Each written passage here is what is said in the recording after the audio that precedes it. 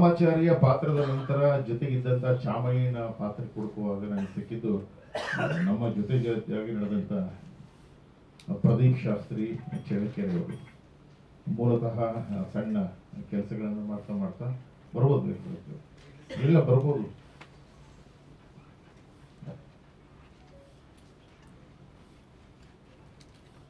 So ಈ ವೇದಿಕೆ ಮೇಲೆ ಚೈತ್ರ ಅವ್ರನ್ನ ಬರ್ಮಾಡ್ಕೊಡ್ತೀನಿ. ಅವ್ರು ಈಗ ಬಂದರು, ಬನ್ನಿ ಪರವಾಗಿಲ್ಲ. ಈ ಸಿನಿಮಾದಲ್ಲಿ ಒಂದು ಇಂಪಾರ್ಟೆಂಟ್ ಕ್ಯಾರೆಕ್ಟರ್ ಆಗ್ತದೆ. ಸೊ ಚಾಮಯ್ಯ ಅವರ ಮಗಳಾಗಿ ದಯವಿಟ್ಟು ಬರ್ಬೋದು.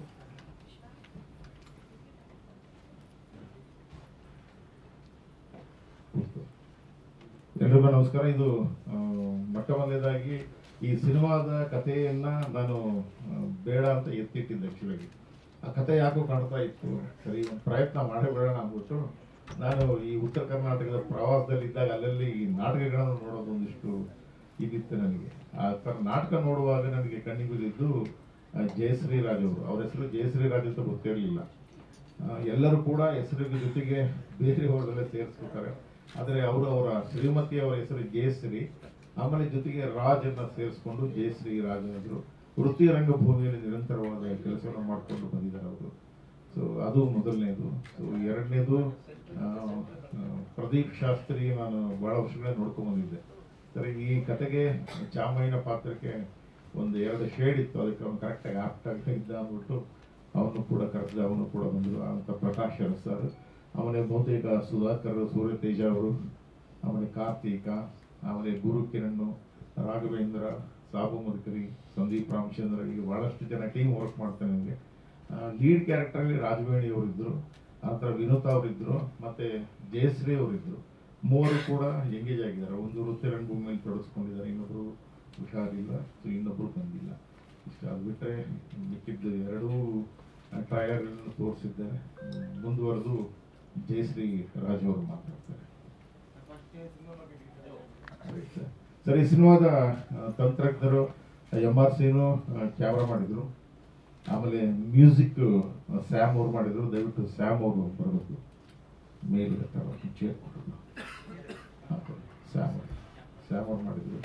ಸೊ ಆನಂತರ ಪ್ರೊಡಕ್ಷನ್ಸ್ ಅಸಿಸ್ಟೆಂಟ್ ಜೊತೆಗೆ ಬಹಳಷ್ಟು ಜನ ವರ್ಕ್ ಮಾಡಿದ್ರು. ಜೊತೆಗೆ ಕೋ ಪ್ರೊಡ್ಯೂಸರ್ ನಾನು ಸಿನಿಮಾ ಮಾಡುವಾಗ ನನಗೆ ಬೆನ್ನೆಲುಬಾಗಿ ನಿಂತದ್ದು ಗೋವಿಂದರಾಜ್ ಅವರು. ಈ ಗೋವಿಂದರಾಜ್ ಅವರು ಸ್ಟೇಟ್ಮೆಂಟ್ ಬರೋದು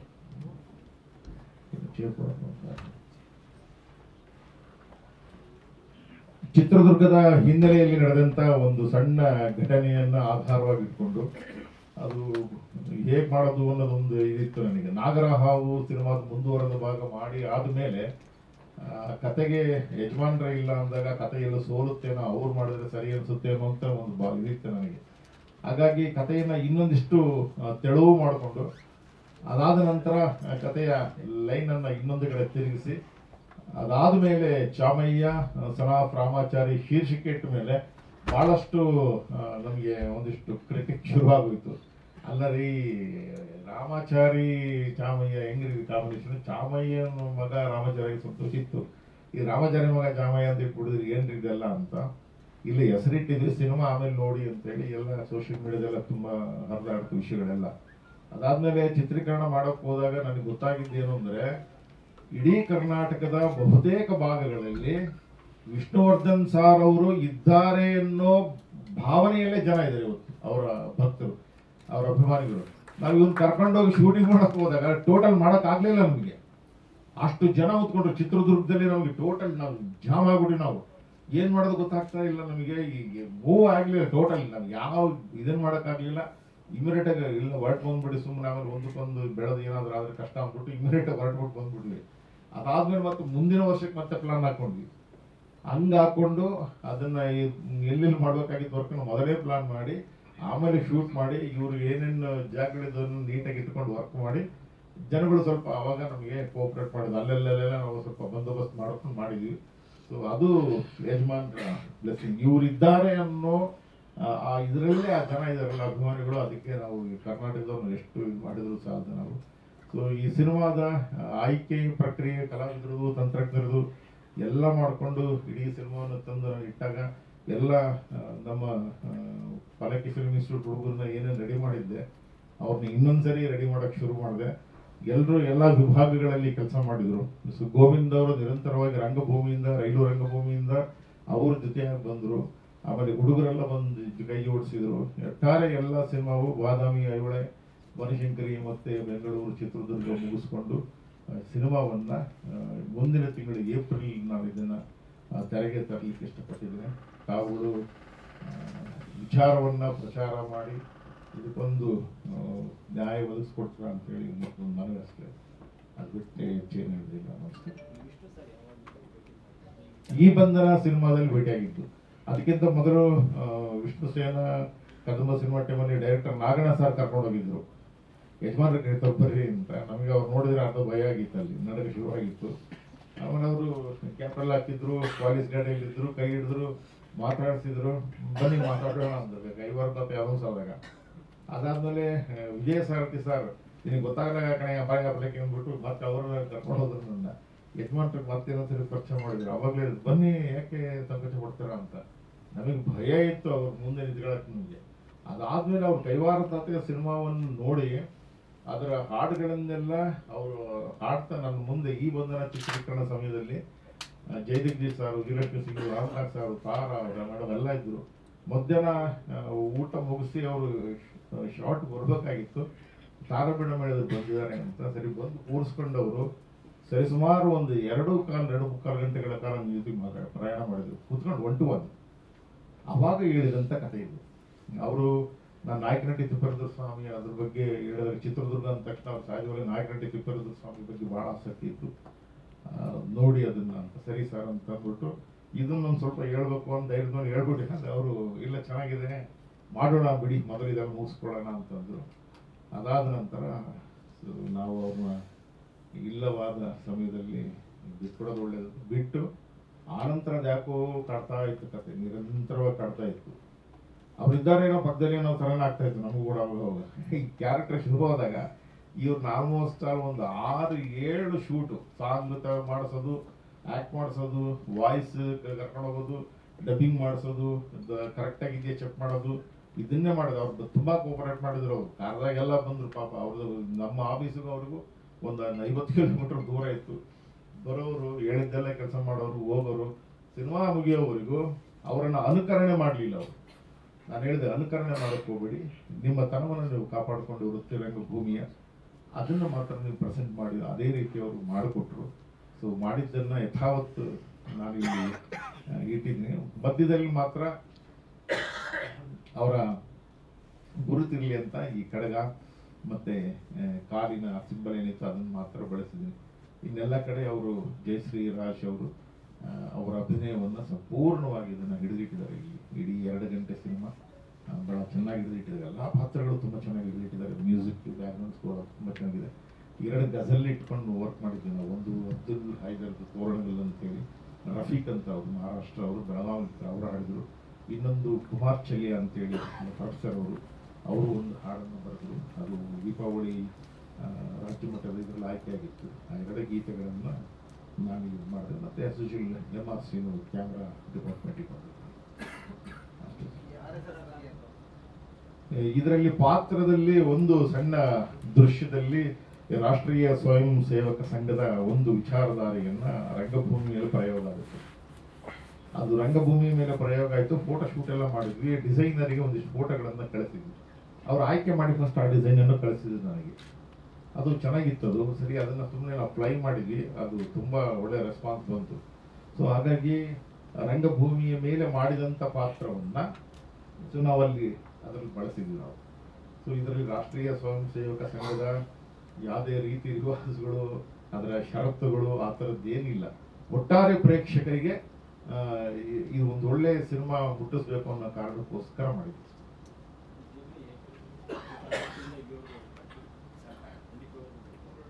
ಇಲ್ಲ ಸರ್, ಅದು ಥಿಯೇಟರ್ ಅಷ್ಟು ಮಾತ್ರ ಇದೆ. ಇಡೀ ಸಿನಿಮಾ ಬೇರೆ ಫಾರ್ಮೆಟಲ್ಲಿ ಟ್ರಾವೆಲ್ ಆಗ್ತಾ ಹೋಗ್ತದೆ. ಸೊ ಅದರ ಸುತ್ತ ಒಂದು ಕೊಲೆ ಸುತ್ತನೇ ಶುರುವಾಗುತ್ತೆ. ಬಹಳ ವರ್ಷಗಳಿಂದ ಪಡೆದಂಥ ಗಂಡು ಮಗುವನ್ನ ಚಾಮಯ್ಯ, ಅವರ ಮೇಷ್ಟ್ರು ಹೆಸರಿರ್ತಕ್ಕಂಥ ಅವ್ರ ಮಗನನ್ನ ಕೊಂದಾಗ ರಾಮಾಚಾರಿ ಹೆಂಗೆ ಆಕ್ಟಿವ್ ಆಗ್ತಾರೆ ಅನ್ನೋದು ಸಿನಿಮಾ. ಸೊ ಚಿತ್ರದುರ್ಗದ ಸುತ್ತಮುತ್ತ ಆಗಿರೋದ್ರಿಂದ ರಾಮಾಚಾರಿ ಮಾಡ್ಕೊಂಡಿದ್ವಿ, ಬಳಕೆ ಮಾಡ್ಕೊಂಡಿದ್ವಿ. ಆಮೇಲೆ ಚಿತ್ರದುರ್ಗದ ಕೋಟೆಯನ್ನ ನಾವು ಟಚ್ ಮಾಡಿಲ್ಲ. ಚಿತ್ರದುರ್ಗದ ಕೋಟೆಯ ಹಿಂಭಾಗದಲ್ಲಿರ್ತಕ್ಕಂಥ 7 ಒಡ್ಡುಗಳು, ಚಿತ್ರದುರ್ಗಕ್ಕೆ ನಗರಕ್ಕೆ ಸಪ್ಲೈ ಆಗ್ತಕ್ಕಂಥ 7 ಒಡ್ಡುಗಳು, ಮತ್ತಿ ತಿಮ್ಮಣ್ಣ ನಾಯಕನ ಕೆರೆಯಿಂದ ಏನು 7 ಸುತ್ತಿತ್ತು, ಆ 7 ಸುತ್ತಿನ ಹಿಂದೆ ಇದ್ದಂಥ ಕೋಟೆಗಳನ್ನ ಬಳಸಿದ್ದು, JCB ಬಿಟ್ಟು ಕ್ಲೀನ್ ಮಾಡಿ ಅದನ್ನು ಬಳಸಿದ್ದು ವಿಶೇಷ. ಹೌದೌದು, ಇಲ್ಲ ಪೂರಕವಾಗಿದೆ, ಅದು ಖಂಡಿತ ಪೂರಕವಾಗಿದೆ. ಎಲ್ಲೂ ನಿಜವಾಗ್ಲೂ ಚಿತ್ರ ನಿರ್ದೇಶಕನಾಗಿ ನಾವು ಮಾಡುವಾಗಲೂ ಕೂಡ ಬಹಳ ಜವಾಬ್ದಾರಿ ಇತ್ತು. ಯಾಕಂದ್ರೆ ಚಿತ್ರದುರ್ಗ ನಮ್ಮ ಜಿಲ್ಲೆ, ನಮ್ಮಲ್ಲಿ ಸಾಮರಸ್ಯ ಇತ್ತು, ಆದ್ರೆ ಒಡಕುಗಳು ಸಹಜವಾಗಿ ಇದಾವೆ, ಭಿನ್ನಾಭಿಪ್ರಾಯಗಳು ಸಹಜವಾಗಿ ಇದಾವೆ. ಅದನ್ನ ಹೇಗೆ ಸಿನಿಮಾದಲ್ಲಿ ಕಟ್ಟಿಕೊಡೋದನ್ನ ಒಂದು ದೃಶ್ಯ ಇಟ್ಕೊಂಡು ಹಂಗೆ ಟ್ರಾವೆಲ್ ಮಾಡ್ತೀವಿ. ಚಿತ್ರದುರ್ಗ ಅಂದ ತಕ್ಷಣ ಹೈದರಾಳಿ ನೆನಪಿಗೆ ಬರ್ತಾರೆ, ಸೊ ಟಿಪ್ಪು ನೆನಪಿಗೆ ಬರ್ತಾರೆ, ಮರ್ಕರಿ ನಾಯಕರು ನೆನಪಿಗೆ ಬರ್ತಾರೆ, ಭರಮಣ್ಣ ನಾಯಕರು ನೆನಪಿಗೆ ಬರ್ತಾರೆ, ಚಿಕ್ಕಣ್ಣ ನಾಯಕರು ಬರ್ತಾರೆ, ದದಂಗ ನಾಯಕರು ಬರ್ತಾರೆ, ಓಮಣ್ಣ ನಾಯಕರು ಬರ್ತಾರೆ. ಒಟ್ಟು 13 ಜನ 211 ವರ್ಷಗಳ ಕಾಲ ಆಳಿದಂಥ ಚಿತ್ರದುರ್ಗ ಇತಿಹಾಸದ ಎಲ್ಲ ರಾಜರ ಚರಿತ್ರೆ ಕೂಡ ಅದರಲ್ಲಿ ಬಂದು ಸೇರ್ಕೊಂಡು ಹೋಗ್ತಾರೆ. ಇದು 38 ದಿನ ಮಾಡಿದ್ವಿ, 38 ಡೇಸ್. ಬಾದಾಮಿ ಬನಶಂಕರಿ, ಚಿತ್ರದುರ್ಗ, ಬೆಂಗಳೂರು.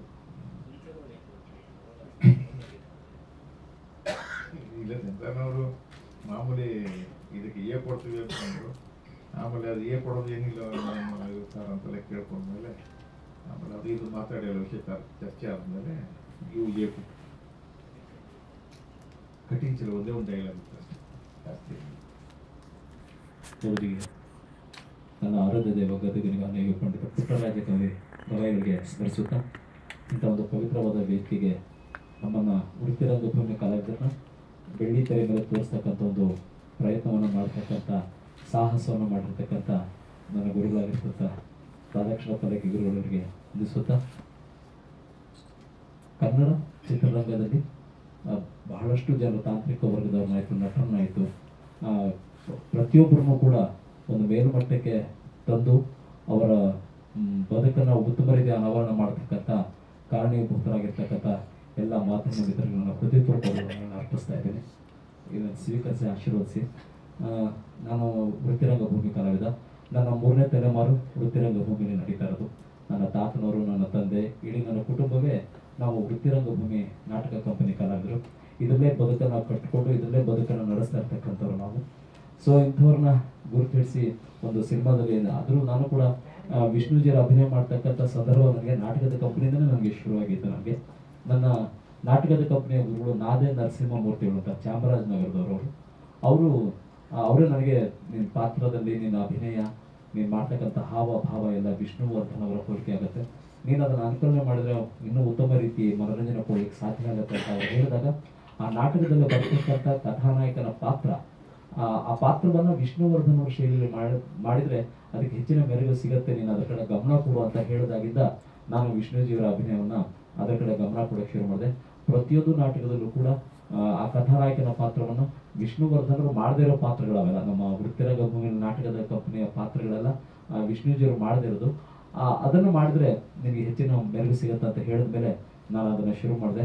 ಅನುಕರಣೆ ಮಾಡೋದು ಸ್ವಲ್ಪ ನನ್ನತನ ಹೋಗುತ್ತಲ್ಲ ಗುರುಗಳೇ, ಇದು ತಪ್ಪಾಗಲ್ವಾ ಅಂತಂದಾಗ, ಅದೇ ಹೆಂಗಾಗತ್ತೆ, ಪ್ರಪಂಚವೇ ಬದುಕ್ತಾ ಇರೋದು ಅನುಕರಣೆಯಲ್ಲಿ ಕಣಯ್ಯ, ನೀನು ಅನುಕರಣೆ ಮಾಡೋದು ಯಾವುದೂ ತಪ್ಪಲ್ಲ, ಪ್ರತಿಯೊಬ್ಬರು ಅನುಕರಣೆಯಲ್ಲಿ ಜೀವನವನ್ನು ಕಟ್ಕೊಂಡು ಬಂದಲಿಕ್ಕೆ ಸಾಧ್ಯ ಆಗಿದ್ದು. ಅದರಲ್ಲಿ ಯಾರು ಉತ್ತಮ ರೀತಿಯಲ್ಲಿ ಗೌರವ ಮಾಡ್ಕೊಂಡು ಹೋಗ್ತಾರೋ ಅದಕ್ಕೆ ಯಶಸ್ಸು ಸಿಗ್ತಾ ಹೋಗುತ್ತೆ, ಅದು ಮಾಡೋದ್ರಲ್ಲಿ ಏನು ತಪ್ಪಿಲ್ಲ ಅಂತ ಹೇಳಿದ ಮೇಲೆ ನಾನು ವಿಷ್ಣುಜಿಯವರ ಅಭಿನಯಕ್ಕೆ ಹೆಚ್ಚಿನ ಒಂದು ಗಮನವನ್ನು ಕೊಡ್ತಾ ನಾಟಕದ ಕಂಪನಿಯಲ್ಲಿ ಪಾತ್ರಗಳನ್ನ ಮಾಡ್ತಾ ಬಂದೆ. ಗುರುಗಳು ಸುಮಾರು ಕಡೆ ನನ್ನನ್ನು ನಾಟಕದಲ್ಲಿ ನೋಡ್ತಾ ಇದ್ರು. ನನ್ನ ಉತ್ತರ ಕರ್ನಾಟಕದ ಹೆಚ್ಚಿನ ನಾಟಕದ ಪಾಪ್ಯುಲಾರಿಟಿ ಅಂದರೆ ಚೆನ್ನಪ್ಪ ಚೆನ್ನೇಗೌಡ ಅಂತ ತಂದೆ ಮತ್ತು ಮಗನ ಪಾತ್ರ ಬರುತ್ತೆ.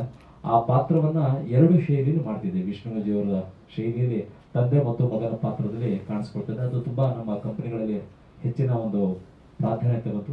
ಗುರುಗಳು ನನಗೆ ಎಲ್ಲ ಕ್ಯಾಂಪಲ್ಲೂ ಬಂದು ಭೇಟಿ ಆಗ್ತಿದ್ರು, ಆದ್ರೆ ಇವರು ನನಗೆ ಬಂದು ಭೇಟಿ ಆಗ್ತಿರ್ಲಿಲ್ಲ. ನಾಟಕ ನೋಡ್ಕೊಂಡು ಹೋಗೋರು, ಸುಮ್ಮನೆ ಎಲ್ಲ ಒಂದ್ ಕಡೆ ಪರಿಚಯ ಆದಾಗ ಸಹಾಯ ಅಂತ ಹೇಳೋರು.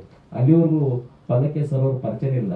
ಇವರು ಇತ್ತೀಚೆಗೆ ಈ ಚಿತ್ರದ ಅವ್ರ ಗಮನದಲ್ಲಿ ಏನು ಬಂತು ಅವಾಗ ನನಗೆ ಫೋನ್ ಮಾಡಿ ಕರೆಸಿ ಕೂತ್ಕೊಂಡು ಮಾತಾಡಿ ಕತೆ ಬಗ್ಗೆ ಎಲ್ಲ ಹೇಳಿದ್ರು. ಮತ್ತೆ ಹೇಗೆ ಇದು ಮಾಡೋದು ಅಂದ್ರೆ, ಇಲ್ಲಿ ವಿಷ್ಣುಜಿಯವರ ಅಭಿನಯದಲ್ಲಿ ಮಾಡೋಂಥದ್ದಿಲ್ಲ, ನೀವಾಗೆ ನಿಮ್ಮ ಪಾತ್ರವನ್ನ ಮಾಡಿ, ಅಲ್ಲಿ ನೀವಾಗಿ ನಿಮ್ಮ ಪಾತ್ರವನ್ನು ಮಾಡಿದ್ರೆ ಅದಕ್ಕೆ ಮೇಲೆ ಬರುತ್ತೆ. ಅದನ್ನೇ ಕೇಳಿದ್ವಿ, ಅಂತ ಮಹಾನ್ ನಟರಿಗೋಸ್ಕರ ಅಂತ ಇಟ್ಟಿರೋ ಕತೆ ನಾನು ಮಾಡಿದ್ರೆ ಸರಿಯಾಗುತ್ತೆ ಗುರುಗಳೇ ಅಂತ ಹೇಳಿದಾಗ ಇಲ್ಲೆಲ್ಲ ಇದರೊಂದು ಬದಲಾವಣೆಗಳನ್ನು ಕೂಡ ಮಾಡಿದ್ದೀನಿ.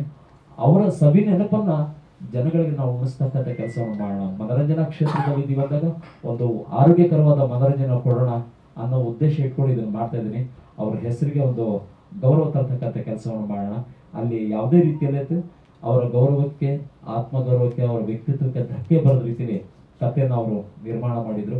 ಹಾಗಾಗಿ ಸಂತೋಷವಾಗಿ ನಾವು ಅದನ್ನು ಒಪ್ಕೊಂಡ್ವಿ. ಯಾಕಂದ್ರೆ ನಾನು ನನ್ನ ವೃತ್ತಿಯಲ್ಲಿ ವಿಷ್ಣುಜಿಯವರ ಗೌರವಕ್ಕೆ ಎಲ್ಲೂ ಧಕ್ಕೆ ಬರದ ರೀತಿಯಲ್ಲಿ ಕೆಲಸಗಳನ್ನ ಮಾಡ್ಕೊಂಡು ಬರ್ತಾ ಇದ್ದೀನಿ. ಇದುವರೆಗೂ ಕೂಡ ಎಲ್ಲೇ ಆದ್ರೂ ಕೂಡ ಒಂದು ಆರ್ಕೆಸ್ಟ್ರಾದಲ್ಲಿ ನಾನು ಹೋಗ್ಲಿ ಅಥವಾ ಡ್ರಾಮಾದಲ್ಲಿ ಹೋಗ್ಲಿ, ವಿಷ್ಣುಜಿಯವರ ವ್ಯಕ್ತಿತ್ವಕ್ಕೆ ಧಕ್ಕೆ ಬರದ ರೀತಿಯ ಸಂಭಾಷಣೆಗಳು ಕೂಡ, ನಮ್ಮ ನಾಟಕದ ಅನೇಕ ಸಂಭಾಷಣೆಗಳು ಕೂಡ ನಾನು ಬದಲಾಯಿಸಿಕೊಂಡು ಆ ಪಾತ್ರವನ್ನು ಮಾಡ್ಕೊಂಡು ಹೋಗ್ತಾ ಇದ್ದೀನಿ.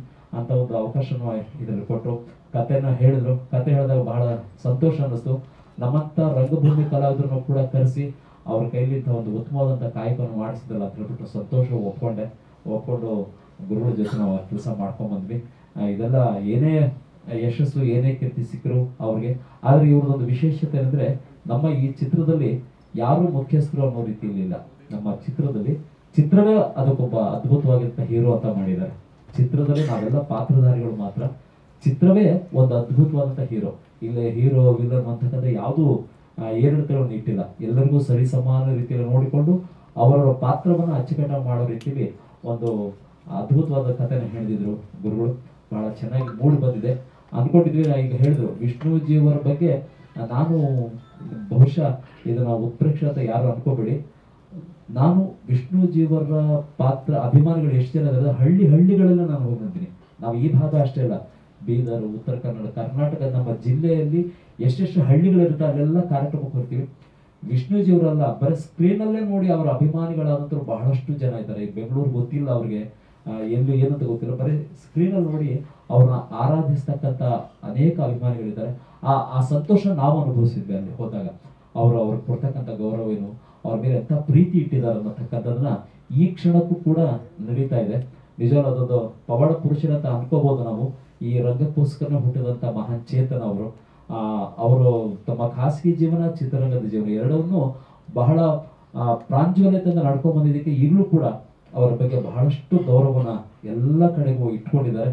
ಅಂತ ಒಂದು ಅವರ ಸವಿನೆನಪ ತರ್ತಕ್ಕಂಥ ಕಾಯಕ ನನ್ನಿಂದ ನಡೆಸ್ತಕ್ಕಂಥ ಸುಯೋಗ ಆ ದೈವವೇ ಒದಗಿಸ್ಕೊಟ್ಟಿದ್ದು. ಉದ್ದೇಶಪೂರ್ವಕ ಆಗಿದ್ದಲ್ಲ, ದೈವ ಒದಗಿಸ್ಕೊಟ್ಟಿದ್ದು ನಮಗೆ. ಅದನ್ನು ಗೌರವ ಮಾಡ್ಕೊಂಡ್ ಬರ್ತಾ ಇದೀವಿ. ಈ ಚಿತ್ರಕ್ಕೆ ನಿಮ್ಮೆಲ್ಲರ ಸಹಕಾರದಿಂದ ಇದೊಂದು ವಿಶಿಷ್ಟವಾಗಿ ಮಾಡಿದ್ದಾರೆ. ದಯಮಾಡಿ ಇದ್ರ ಬಗ್ಗೆ ನಿಮ್ಮ ಪ್ರೀತಿನ ಇದ್ರ ಮುಖಾಂತರ ತೋರಿಸಿ ನಮ್ಮ ಚಿತ್ರರಂಗಕ್ಕೆ ಯಶಸ್ಸು ಕೊಡ್ಬೇಕಂತ ಈ ಸಂದರ್ಭದಲ್ಲಿ ಕೇಳ್ಕೊಳ್ತಿದ್ದೀನಿ. ಎಲ್ಲರೂ ಹೃದಯಪೂರ್ವಕ ಹಾ ಸರ್, ಆರ್ಕೆಸ್ಟ್ರಾಗಳಲ್ಲಿ, ಡ್ರಾಮಾದಲ್ಲಿ ಅವ್ರ ವಾಯ್ಸಲ್ಲೇ ಮಾತಾಡೋದೆಲ್ಲ ಆಗುತ್ತೆ ಸರ್. ನಾನು ಆರ್ಕೆಸ್ಟ್ರಾದಲ್ಲಿ ಅವ್ರ ಕಡಿಮೆ ಎಲ್ಲ ಸಂಭಾಷಣೆಯನ್ನು ಮಾಡಿಕೊಂಡು ವೇಷಭೂಷಣ ಕೂಡ ಅದೇ ರೀತಿ ಸಿದ್ಧಪಡಿಸ್ಕೊಂಡು ನಾವು ಮಾಡ್ತೀವಿ ಸರ್.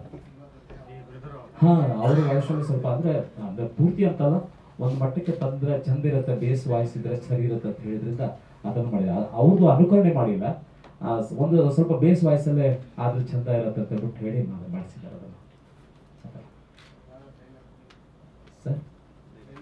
ಹಾ ಖಂಡಿತ ಸರ್, ಅವ್ರದ್ದು ಧ್ವನಿಯಲ್ಲಿ ಒಂದು ಸಂಭಾಷಣೆ.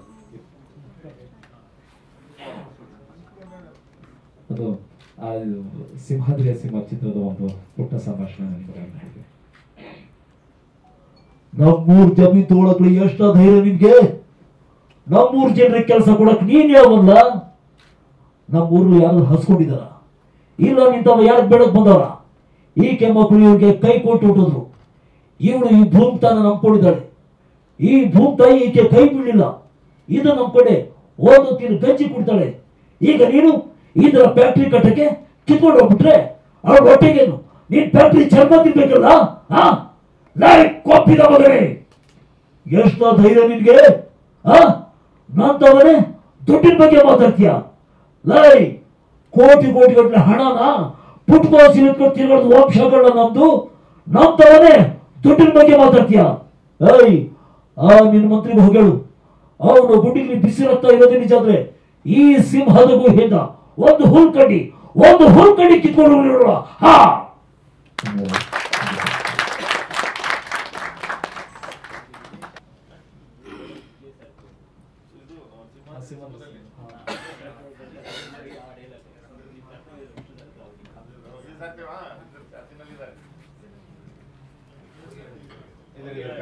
ನನಗೆ ವಿಜಯಶಾಂತಿ ಅನ್ನೋ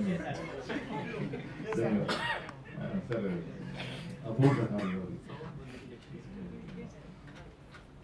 ಎಲ್ಲರಿಗೂ ನಮಸ್ಕಾರ. ನಂದು ರಾಧಾಕೃಷ್ಣ ಪಲ್ಲಕ್ಕಿ ಅವ್ರದ್ದು ಸುಮಾರು 40 ವರ್ಷದ ಸ್ನೇಹ. ಹೀಗಾಗಿ ಮಲಯಾಳಮಿಂದ ಕನ್ನಡ ಸಿನಿಮಾ ಮಾಡಿದ್ದೀನಿ, ಕನ್ನಡದಿಂದ ಮಲಯಾಳಂ ತೊಗೊಂಡೋಗಿದ್ದೀನಿ, ಸಿನಿಮಾಗಳು ಸುಮಾರು ಮಾಡಿದ್ದೀನಿ. ನಾನು 91ರಿಂದ ನಾನು ಈ ಜರ್ನಿ ಮಾಡಿದ್ದೀನಿ. ಈಗ ಮದಕರಿಪುರ ಅಂತ ಒಂದು ಸಿನಿಮಾ ಕತೆ ಕೇಳಿದ ಮೇಲೆ ಕಿಚ್ಚ ಮಾತಾಡ್ತೀನಿ ಅನ್ನೋ ಒಂದು ಟೈಟ್ಲ್ ಇಟ್ಕೊಂಡು ಮಾಡಿದ್ರು. ಅದರ ಕಥೆನ ತಗೊಂಡು ನಾನೀಗ ಮಲಯಾಳಮಲ್ಲಿ ಮಾಡ್ತಾ ಇದ್ದೀನಿ, ಬಿಜು ಮೆನನ್ ಇಟ್ಕೊಂಡು. ಅದು ಶೂಟಿಂಗ್ ಆಗಲೇ ಸ್ಟಾರ್ಟ್ ಆಗಿದೆ.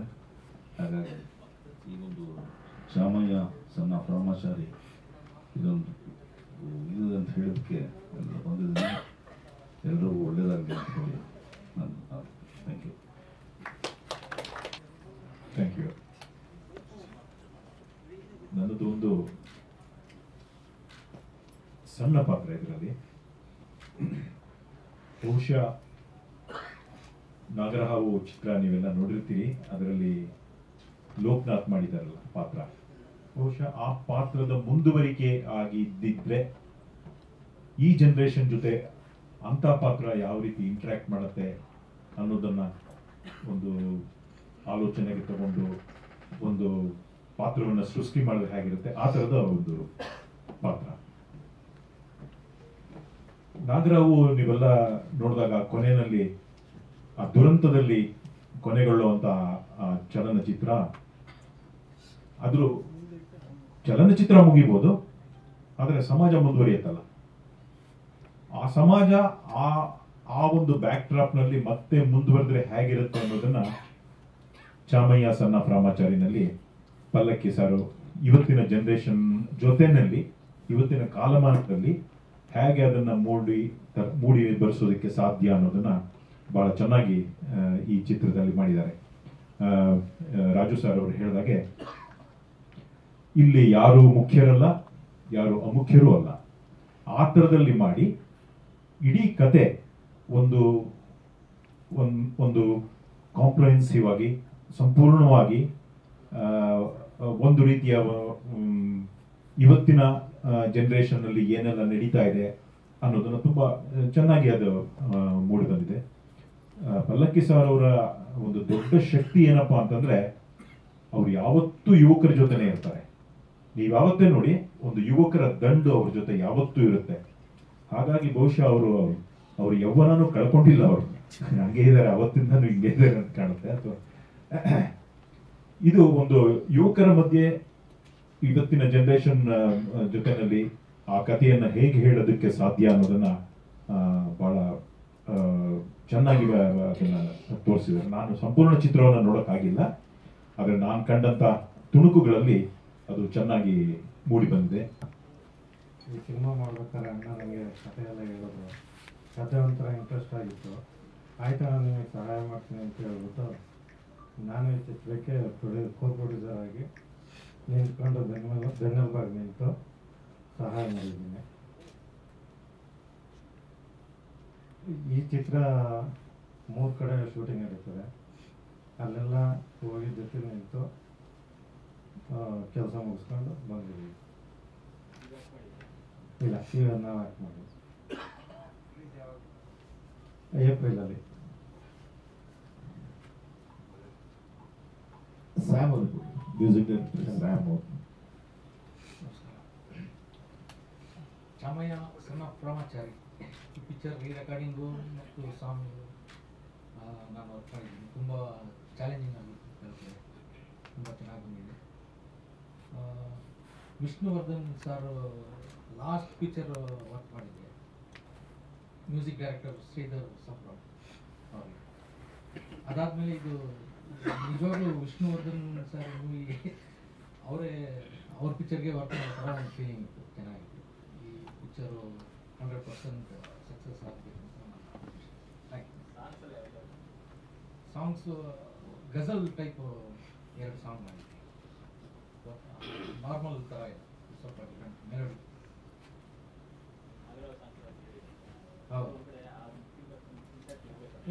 ಇಲ್ಲ ಇಲ್ಲ ಇದು ಡಿಫ್ರೆಂಟ್ ಆಗಿದೆ ರಿಸಲ್ಟ್ ಸಿಚುವೇಶನ್ ಓರಿಯೆಂಟೆಡ್. ಆಮೇಲೆ ರೀ ರೆಕಾರ್ಡಿಂಗು ತುಂಬ ಸಸ್ಪೆನ್ಸ್ ಕಮ್ ಸೆಂಟಿಮೆಂಟ್ ಸ್ವಲ್ಪ ಚಾಲೆಂಜಿಂಗ್ ಆಗಿದೆ. Thank you. ಎಲ್ಲರಿಗೂ ಧನ್ಯವಾದಗಳು ಇಲ್ಲಿ ಬಂದಿರುತ್ತೆ. ಸೊ ಮೊದಲನೇದಾಗಿ ನಾನು ಗುರುಗಳಾದ ಮಾಲತಿ ಸರ್ಗೆ ಥ್ಯಾಂಕ್ಸ್ ಹೇಳಕ್ಕೆ ಇಷ್ಟಪಡ್ತೀನಿ. ಯಾಕೆಂದರೆ ಅಂಥ ಒಂದು ವೆಯ್ಟೇಜ್ ಇರೋ ಪಾತ್ರ ಚಾಮಣ್ಣ ಅನ್ನೋ ಪಾತ್ರಕ್ಕೆ ನನ್ನ ಆಯ್ಕೆ ಮಾಡಿರೋದಕ್ಕೆ, ಆಮೇಲೆ ನನ್ನೆಲ್ಲ ಚಿತ್ರದ ಕಲಾವಿದರಿಗೆ ಆಲ್ ದಿ ಬೆಸ್ಟ್ ಹೇಳ್ತಾ, ಈಗ ಆಲ್ರೆಡಿ ಚಿತ್ರದ ಬಗ್ಗೆ ಎಲ್ಲ ಹೇಳ್ತಾ ಇದ್ರು. ಸೊ ಅದನ್ನು ಚಿಕ್ಕದಾಗಿ ಮುಂದುವರೆದ ಭಾಗ ಅಂತ ಅನ್ನೋ ಥರ ಈಗೆಲ್ಲ ನೋಡ್ತಿರೋ ಹಾಗೆ ಜೆನ್ ಝಿ ಜನ್ರೇಷನ್ ಅಂತ ಆಲ್ರೆಡಿ ಟಾಕಿಂಗಲ್ಲಿದೆ, ಜೆನ್ ಝಿ ಜನ್ರೇಷನ್ ಅಂತ. ಸೊ ಅದನ್ನು ಡೈರೆಕ್ಟರ್ ಸಾರು ದುರ್ಗದಲ್ಲಿರೋ ಜನ್ರೇಷನ್, ಈಗಿನ ಜನ್ರೇಷನ್ನು ಯಾವ ಥರ ಇದ್ದಾರೆ, ಆಮೇಲೆ ಟೈಟಲಲ್ಲಿರೋ ಹಾಗೆ ಚಾಮಯ್ಯ ರಾಮಾಚಾರಿ ಅನ್ನೋದು ಬರೀ ಟೈಟ್ಲಲ್ಲ, ಅದೊಂದು ಎಮೋಷನ್ನು, ಆಮೇಲೆ ಕಲ್ಚರು, ಆ ಎರಡು ಕಲ್ಚರು ಆಮೇಲೆ ಎಮೋಷನ್ ಫ್ರಿಕ್ಷನ್ಸ್ನ ಡೈರೆಕ್ಟರ್ ಸರ್ ಚೆನ್ನಾಗಿ ಏನೋ ಸ್ಕ್ರೀನ್ ಪ್ಲೇನಲ್ಲಿ ತಂದಿದ್ದಾರೆ. ಕಥೆನೂ ಅಷ್ಟೇ. ತುಂಬ ಜನ ಕೇಳ್ತಾ ಇರ್ತಾರೆ ಯಾಕೆ ಸಿನಿಮಾ ನೋಡಬೇಕು ಅಂದರೆ, ಕಂಟೆಂಟ್ ಓರಿಯೆಂಟೆಡ್ ಡಿಮ್ಯಾಂಡ್ ಮಾಡ್ತಾರಲ್ಲ, ಕಂಟೆಂಟ್ ಓರಿಯೆಂಟೆಡ್ ಸಿನಿಮಾ ಮಾಡಿರೋದ್ರಿಂದ ಸಿನಿಮಾ ನೋಡಿ ಅಂತ ಹೇಳ್ತಿದ್ದಾರೆ. ಯಾಕಂದರೆ ನಮ್ಮ ಡೈರೆಕ್ಟರ್ ಸಾರಿಗೆ ಒಂದು ಸಿನಿಮಾ ಕತೆ ಒಂದಿನಕ್ಕೆ ಬರೆದ್ಬಿಟ್ಟು ಮಾಡೋಷ್ಟು ಅವರಿಗೆ ಏನೋ ಕೆಪಾಸಿಟಿ ಇದೆ.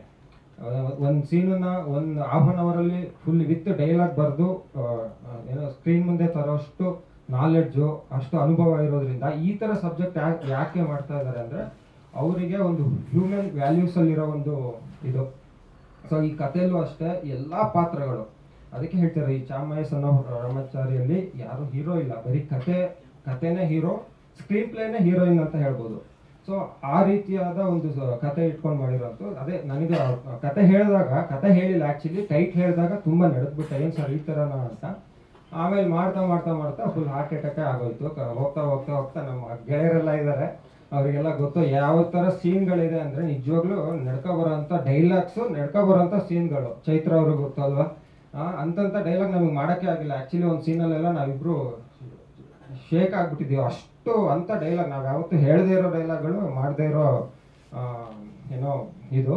ಸೊ ಅಷ್ಟೊಂದು ವೈಟೇಜ್ ಆಗಿರೋಂಥ ಜೆನ್ ಝಿ ಜನ್ರೇಷನ್, ಆಮೇಲೆ ಓಲ್ಡ್ ಆವಾಗ ನಾಗರಹಾವು ಟೈಮಲ್ಲಿರೋ ಆ ಜನ್ರೇಷನ್, ದುರ್ಗದ ಯಂಗ್ ರೆಬಲ್ ಕ್ಯಾರೆಕ್ಟರ್ ಇರೋಂಥ ಒಂದು ರಾಮಾಚಾರಿಗೂ ಈಗಿರೋ ರೆಬಲ್ ಆಗಿರೋ ಹುಡುಗರು, ಆಗಿನ ರಾಮಾಚಾರಿ ಯಾವ ಥರ ಹ್ಯೂಮನ್ ವ್ಯಾಲ್ಯೂಸ್ ಇತ್ತು, ಈಗಿನ ಜನ್ರೇಷನಲ್ಲಿ ಯಾವ ಥರ ಹ್ಯೂಮನ್ ವ್ಯಾಲ್ಯೂಸ್ ಇದೆ, ಯಾವ ಥರ ಜನರನ್ನ ಅರ್ಥ ಮಾಡ್ಕೊಳ್ತಿದ್ದಾರೆ, ಯಾವ ಥರ ಇಂಟ್ರಾಕ್ಟ್ ಮಾಡ್ತಿದ್ದಾರೆ, ಯಾವ ಥರ ಬಿಹೇವ್ ಮಾಡ್ತಿದ್ದಾರೆ, ಆ ಬಿಹೇವಿಂದ ನಮ್ಮ ಹಿಂದಿನ ಜನ್ರೇಷನ್ನು ಯಾವ ಥರ ಹ್ಯಾಂಡ್ಲ್ ಮಾಡೋಕ್ಕಾಗ್ತಿಲ್ಲ ಅವರಿಗೆ, ಅಥವಾ ಅವರು ಯಾವ ಥರ ಹ್ಯಾಂಡ್ಲ್ ಮಾಡೋಕ್ಕಾಗಲ್ವಾ ಅನ್ನೋದೇ ಇದೊಂದು ಜುಗಲ್ಬಂದಿ ಏನಿದೆ, ಅದೇ ಇದು ಚಾಮಯ್ಯ ರಾಮಾಚಾರಿ ಅನ್ನೋ ಒಂದು ಸಬ್ಜೆಕ್ಟು. ಅಷ್ಟು ಚೆನ್ನಾಗಿ ಕಟ್ಕೊಟ್ಟಿದ್ದಾರೆ. ಸೊ ಎಲ್ಲರೂ ಸಪೋರ್ಟ್ ಮಾಡಬೇಕು ಅಂತ ಕೇಳ್ಕೊಳ್ತೀನಿ. ಎಲ್ಲರಿಗೂ all the best. Thank you. ಎಲ್ರಿಗೂ ನಮಸ್ಕಾರ. ನನ್ನ ಪಾತ್ರ ಕೊಟ್ಟಿದ್ದಕ್ಕೆ ಫಸ್ಟು ಗುರುಗಳಿಗೆ ನಾನು ಥ್ಯಾಂಕ್ಸ್ ಹೇಳ್ತೀನಿ. ನಿಜವಾಗ್ಲೂ ನನಗೆ ತುಂಬ ಭಯನೇ ಆಗೋಯ್ತು, ಆ್ಯಕ್ಚುಲಿ ಸರ್ ಜೊತೆ ಆ್ಯಕ್ಟ್ ಮಾಡ್ತಿದ್ದೀನಿ ಅಂತ, ವಿಷ್ಣುವರ್ಧನ್ ಸರ್ ಜೊತೆ ಮಾಡ್ತಿದ್ದೀನಲ್ಲ ಅಂತ ಫುಲ್ ಖುಷಿ ಪಟ್ಟೆ. ನಿಜವಾಗ್ಲೂ ನನಗೆ ಆ್ಯಕ್ಚುಲಿ ಮಾತಾಡೋಕ್ಕಾಗ್ತಿಲ್ಲ. ಸರ್ಗೆ ಥ್ಯಾಂಕ್ಸ್ ಹೇಳ್ತೀನಿ. ಹಾಗೆ ಟೀಮ್ ವರ್ಕ್ ಯಾರ್ಯಾರು ಮಾಡಿದ್ದೀರಾ ಅವ್ರಿಗೂ ಎಲ್ಲ ತುಂಬ ಧನ್ಯವಾದಗಳು. ಎಲ್ರಿಗೂ ಬಂದಂಥ ಎಲ್ರಿಗೂ ಧನ್ಯವಾದ. ನಿಜ ನಂಗೆ ಮಾತಾಡೋಕ್ಕಾಗ್ತಿಲ್ಲ, ಸಾರಿ, ನರ್ವಸ್ ಆಗ್ತೀನಿ. ಏನಿಲ್ಲ, ಈ ಸಿನಿಮಾದಲ್ಲಿ ಮೊದಲ ವರ್ಷ ಆಯ್ತು ಅದಕ್ಕೆ, ಸೆಪ್ಟೆಂಬರ್ಗೆ ಅವತ್ತು ಹೋಗಿ ಬೀದರಲ್ಲಿ ಅವ್ರ ಹೆಸರಲ್ಲಿ ಅರ್ಚನೆ ಪೂಜೆ ಎಲ್ಲ ಮಾಡಿ ಕಡಗಗಳನ್ನು ತಂದು ಕಡಗಗಳನ್ನೆಲ್ಲ ಕೊಟ್ವಿ ನಾವೆಲ್ಲ ತಂತ್ರಜ್ಞರಿಗೆ ಇಷ್ಟೆಲ್ಲ.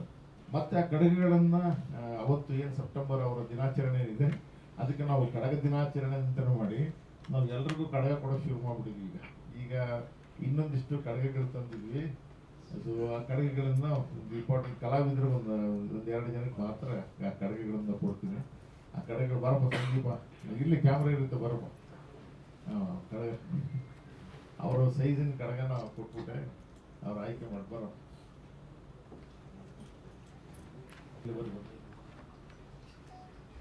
ಎಲ್ಲ ಕಡಗಗಳನ್ನೆಲ್ಲ ಎಲ್ಲ ಕಲಾವಿದರು ಕರ್ನಾಟಕದಾದ್ಯಂತ ಸಿನಿಮಾ ಏನು ಬಿಡುಗಡೆ ಆಗ್ತದೆ, ನಮ್ಮ ಶಕ್ತಿ ಮೀರಿ ಈ ಕಡಗವನ್ನ ಎಲ್ಲ ಅವರ ಅಭಿಮಾನಿಗಳಿಗೆ ಕಡಗ ತೊಡಿಸುವ ದಿನಾಚರಣೆ ಏನಿದೆ ಅದನ್ನು ಮಾಡ್ಕೊಂಡು ಮುಂದುವರ್ಸ್ಕೊಂಡು ಬರ್ತಾ ಇದ್ವಿ.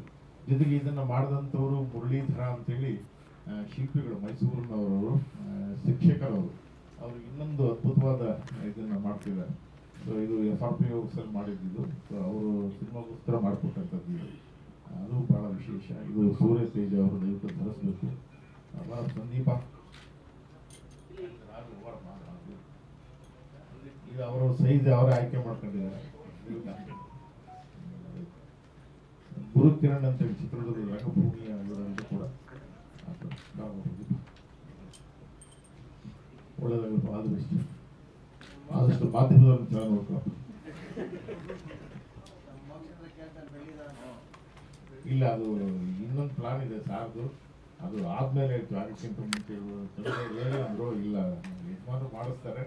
ಅದಾದ್ಮೇಲೆ ನಾವೇ ವಿಶೇಷವಾಗಿ ಸೊ ಅದೊಂದು ಮಾಡಿದ್ವಿ. ಸೊ ಇಷ್ಟು ಸಿನಿಮಾಗೆ ಏನು ಬೇಕು ಅದನ್ನು ಮಾಡ್ಕೊಡೋದು. ಸಿನಿಮಾ ನಂತರದ ಈ ಕೆಲಸಗಳಿರ್ತವೆ ಭಾಳಷ್ಟು ಇದು ಇಷ್ಟು ಮಾಡಿದಂಗೆ ಸಾರ್. ಅದನ್ನು ನಾನು ಅನಿರುದ್ಧ ಸಾರ್ ಅವ್ರಿಗೂ ಕೂಡ ತಿಳಿಸಿದ್ದೀನಿ. ಭಾರತಿ ಮೇಡಮ್ ಅವ್ರಿಗೆ ಹೇಳಿರ್ತಾರೆ ಅಂತ. ಅವರು ಅನಿರುದ್ಧ ಸರ್ ಕೂಡ ತುಂಬ ಥ್ಯಾಂಕ್ಸ್, ತುಂಬ ಚೆನ್ನಾಗಿ ಆಗ್ಬರ್ತಾರೆ ಎಲ್ಲರೂ ಕೂಡ ಅಂತ ಅವರು ಕೂಡ ಎಲ್ಲ ಒಟ್ಟಾರೆ ಎಲ್ಲರೂ ಕೂಡ ಮಾಧ್ಯಮದ ಎಲ್ಲ ಅಣ್ಣ ತಮ್ಮಂದರು ಅಕ್ಕ ತಂಗಿಯರು ಇಲ್ಲ ಅವ್ರಿಗೆ ಪ್ರತಿಯೊಂದನ್ನು ಅಪ್ಡೇಟ್ ಮಾಡ್ತಾ ಇದ್ದೀನಿ ಅನಿರುದ್ಧ ಸರ್. ನಾನು ಇವರ ಫೋಟೋ ಶೂಟ್ ಆದಾಗಿಂದ ಹಿಡಿದು ಈ ಮೌಲ್ಡ್ ರೆಡಿಯಾಗಿ ಬಂದ ಮೇಲಿಂದ ಹಿಡಿದು ಆಮೇಲೆ ಸಿನಿಮಾ ಪ್ರಮೋಷನ್ದು ಎಲ್ಲ ಅಪ್ಡೇಟ್ ಮಾಡ್ತಾ ಇದ್ದೀನಿ. ಆ್ಯಕ್ಚುಲಿ ಈಗ ಶೂಟ್ ಇತ್ತು, ಅವ್ರು ಇವತ್ತು ನಾಳೆ ಶೂಟ್ ಇದೆ, ಹಾಗಾಗಿ ಅನಿರುದ್ಧ ಸರ್ ಬರಲಿಲ್ಲ. ಅವ್ರಿಗೆ ಅಂದರೆ ಕರೆಕ್ಟಾಗಿ ಅದೇ ದಿನ ಬರೋದ್ರಿಂದ ಅವ್ರು ಬ್ಯುಸಿ ಇರ್ತಾರೆ. ನಾವು ಅದೇ ದಿನಕ್ಕೆ ಇಟ್ಕೊಂಡು ಎಲ್ಲ ಕಡೆ ಬರ್ತೀವಿ. ಈ ಸರಿ ಬೆಂಗಳೂರು ಕೊಟ್ವಿ, ನೆಕ್ಸ್ಟ್ ಚಿತ್ರದುರ್ಗ, ಹೀಗೆ ಎಲ್ಲ ಪ್ರಾಂತ್ಯಗಳಲ್ಲೂ ಕಡೆಗಳನ್ನು ಕೊಡುವಂಥದ್ದು ಮಾಡ್ತೀವಿ. ಇಲ್ಲೇ ಬೆಂಗಳೂರಲ್ಲೇ ಅದರದ ಪ್ರೊಡಕ್ಷನ್ಸ್ ಇದೆ, ಅಲ್ಲೂ ಕೂಡ ಕೊಡ್ತೀವಿ. ಬೀದರ್ಗೆ ಹೋದರೆ ಇನ್ನೂ ಚೆನ್ನಾಗಿ ಸಿಗುತ್ತೆ. ಆಮೇಲೆ ಅಮೃತ್ಸರಿಂದ ಸಿಂಗ್ಗಳಿಗೆ ಅವರು ತಂದು ಕೊಡ್ತಾರೆ. ಸೊ ಅವೆಲ್ಲವನ್ನು ಕೂಡ ಕಡಗಗಳನ್ನೆಲ್ಲ ಕೊಟ್ಟು ಕರ್ನಾಟಕದಲ್ಲಿ ಕಡಗ ಶಕ್ತಿ ಏನಿದೆ ಅದನ್ನು ಒಟ್ಟಾರೆ ಒಂದು ಇದನ್ನು ತೋರಿಸ್ಬೇಕು ಅಂತ ಹೇಳಿ ತೀರ್ಮಾನ